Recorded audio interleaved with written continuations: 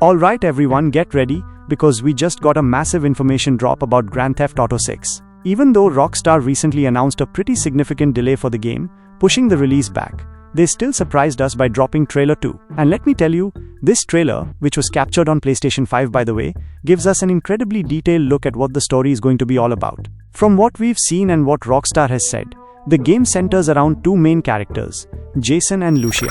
The official word is that these two have always felt like the odds were stacked against them. But things take a wild turn when what sounds like a simple plan, an easy score, goes completely wrong. This incident throws them into the absolute darkest corners of what is supposed to be the sunniest place in America. They find themselves caught in a huge criminal conspiracy that doesn't just stay in one spot, but stretches across the entire state of Leonida. Because of this, they're forced to rely on each other more than they ever have before if they want to make it out alive. It sounds like a really intense partnership is going to be key to their survival. Rockstar also updated the official Grand Theft Auto 6 website, and there is now so much new information about the game, which as we know is set in and around Vice City. We got official bios for our two playable protagonists, Jason and Lucia, and even details on a whole cast of supporting characters we'll likely encounter.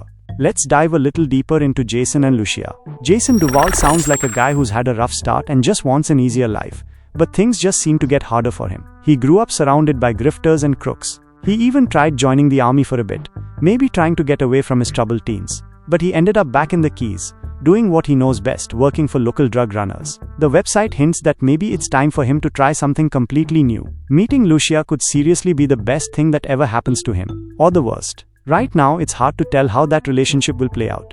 Then we have Lucia Caminos. Her bio is pretty intense. Her father taught her how to fight as soon as she could walk, and life has apparently been hitting her hard ever since. Fighting for her family is what landed her in the Leonida penitentiary. She only got out by sheer luck, but it sounds like she's learned her lesson, and from now on she's only making smart moves. More than anything, Lucia wants the kind of good life her mom has always dreamed of since they were back in Liberty City. But instead of just fantasizing about it, Lucia is prepared to take things into her own hands to make it happen. She's fresh out of prison, ready to change her luck, and she's completely committed to her plan no matter what it takes. It seems like a life with Jason could potentially be her ticket out. Beyond our main characters, the world of Grand Theft Auto 6 is filled with a variety of other people. We've got Cal Hampton, who's described as Jason's friend, and another associate of Brian's. Cal feels safest just staying home, listening in on Coast Guard communications, while having a few beers and browse privately online. His motto seems to be, "The psychopaths are in charge. Get used to it." Cal is apparently content with being at the low tide of America and enjoys some casual paranoia, but his friend Jason apparently has bigger plans that might pull him out of that. Boobie Ike is introduced as a local Vice City legend, and he definitely acts like one. He's one of the few who managed to turn his time in the streets into a legitimate business empire that includes real estate, a strip club, and a recording studio. He sounds like he's all smiles until it's time to talk business, and he's focused on top quality cuts. While he might seem self-interested, he's most invested in his partnership with the young, aspiring music mogul Dre'Quan Priest for their label Only Raw Records. They're just waiting for that one-hit song. Speaking of Dre'Quan Priest, he runs Only Raw Records. Dre'Quan was always more of a hustler than a gangster. Even when he was dealing on the streets just to get by, his main goal was always to break into the music industry. His line is, "You're with the label now." Now that he's signed Real Dimez, it sounds like his days of just booking acts into Boobie's strip club are numbered, as he sets his sights on making a bigger splash in the Vice City music scene. Real Dimez are a duo named Bae-Luxe and Roxy. They've been friends since high school, and are described as having the savvy to turn their experiences shaking down local dealers into cold, hard cash through their spicy rap tracks and a non-stop social media presence. They are just one hit away from fame. They had an early hit single with a local rapper named DWNPLY that boosted their profile. And now, after 5 years and a lot of trouble, they're signed to Only Raw Records, hoping that lightning can strike twice.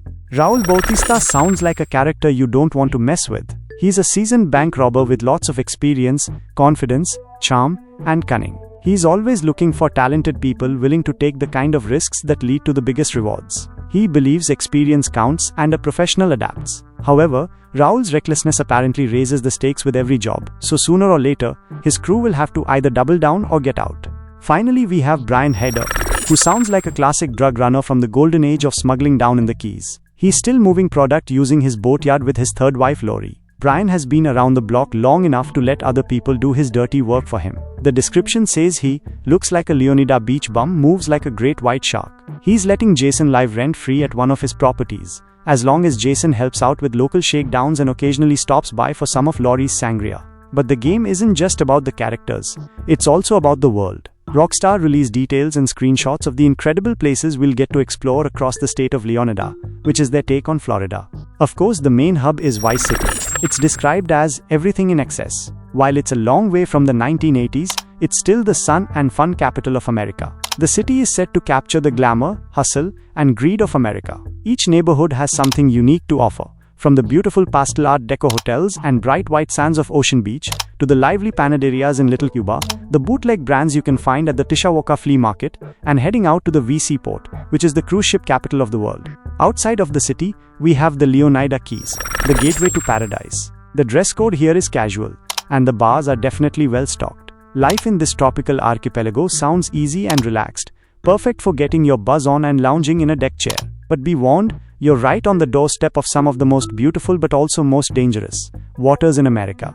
The Grassrivers area is the welcome to the wetlands, described as the untamable jewel of Leonida. You apparently never know what's hiding beneath the surface of this ancient, sprawling area. While the alligators might be the most famous attraction, there are far deadlier predators and much stranger discoveries waiting among the mangroves. Port Gellhorn is where you live hard. This is described as Leonida's forgotten coast. It's full of cheap motels, closed-down attractions, and empty strip malls that aren't bringing the tourists back. But there's a new economy here, fueled by malt liquor, painkillers, and truck stop energy drinks. If you decide to jump on a dirt bike here, be sure to hold on to your wallet. Ambrosia is all about keeping Leonida sweet. Located in the heart of the state, this is where American industry and old-school values still dominate, no matter the cost. The Allied Crystal Sugar Refinery provides jobs for the area, while the local biker gang seems to provide almost everything else. And finally, we have Mount Kalaga, the wild country. This is where you find room to breathe on the state's northern fringes. It's a national landmark near the northern border, offering prime hunting, fishing, and off-road trails. Deep in the lush surrounding backwoods, you can find hillbilly mystics and paranoid radicals living far away from any prying eyes from the government. Now, just to recap that release detail we mentioned earlier, Rockstar did recently announce a delay, pushing Grand Theft Auto 6 from the expected fall 2025 window to May 26, 2026. The official website currently lists the game for launch on PlayStation 5 and Xbox Series X and S, which usually means a PC release will follow sometime after the console launch. It's interesting to note that the time between the first Grand Theft Auto 6 trailer back in December 2023 and this second trailer is 1 year, 5 months, and 2 days. Comparing that to Grand Theft Auto 5, the gap between its first two trailers was just a bit longer, at 1 year, 5 months, and 28 days. So there you have it. A detailed look at the story setup, the key characters, and the vast, diverse world we'll get to explore in Grand Theft Auto 6. It really sounds like Rockstar is pulling out all the stops to create an incredibly deep and immersive experience. If this breakdown got you even more hyped for Grand Theft Auto 6, please hit that like button. Share this video with everyone you know who's counting down the days until release, and definitely make sure to subscribe so you don't miss any future updates and discussions about this massive game.